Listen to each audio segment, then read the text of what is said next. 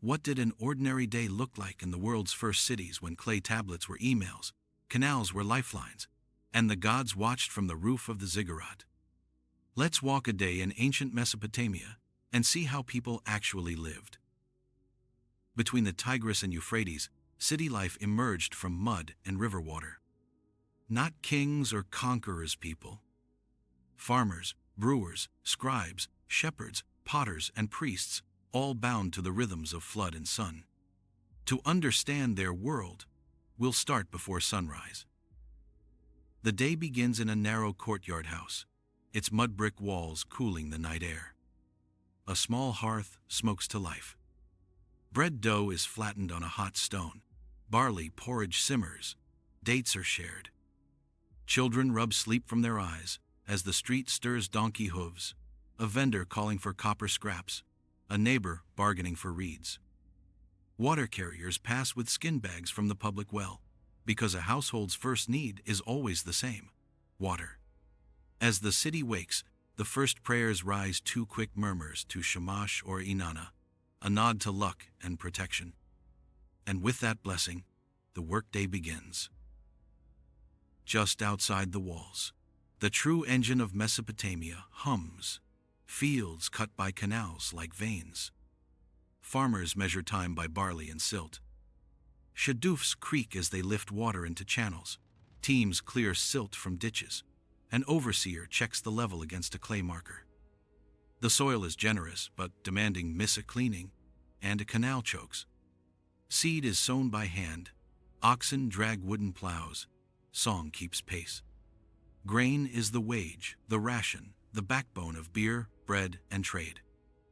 At harvest, neighbors share labor, and temples claim their portion, because the gods own the land on clay paper.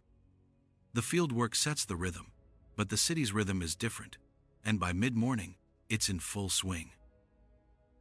Inside the gate, the market spills into sunlit alleys. Smells of beer mash, fish, and baked bread collide. Potters unload kailine-fired jars, a weaver fingers dyed wool, a metalworker hammers a copper blade against an anvil stone. Prices aren't posted, they're felt by the weight of silver shekels, the length of a barley ration, the season's flood.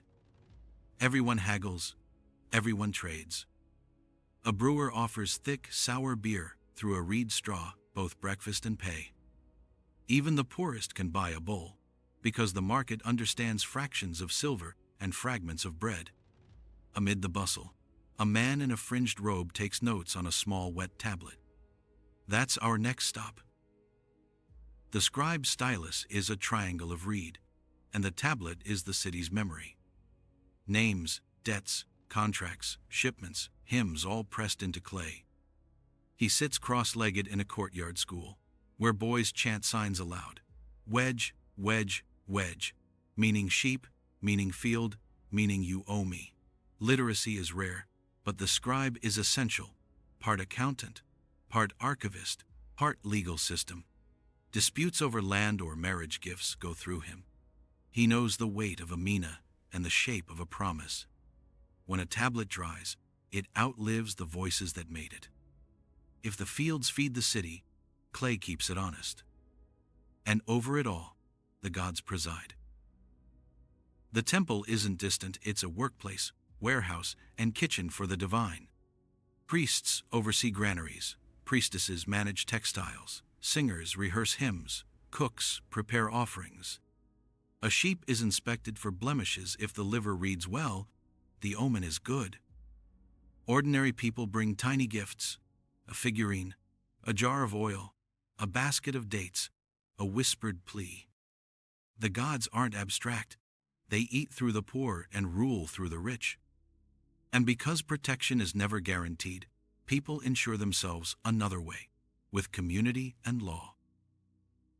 The house is a small universe, rooms wrapped around a bright rectangle of sky. Family is the safety net. Parents, children, in-laws, hired hands.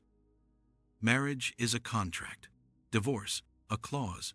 Inheritance, a plan written in clay. If a neighbor's wall collapses, it's not just a nuisance, it's liability.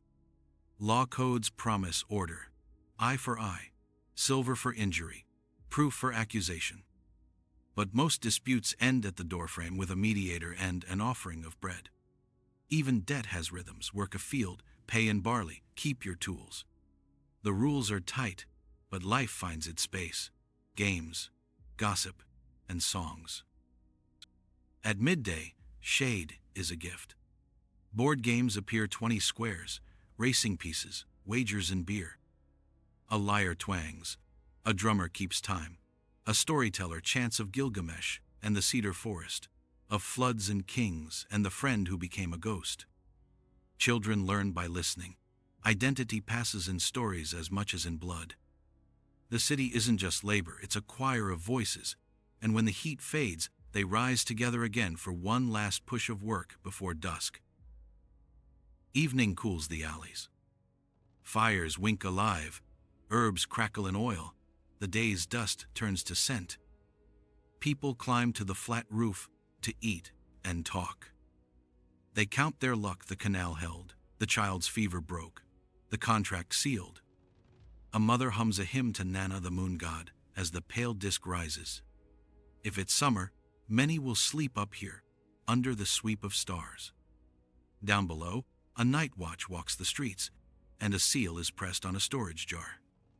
Tomorrow will need food, water, and favor again. Daily life in ancient Mesopotamia was not a tale of kings alone.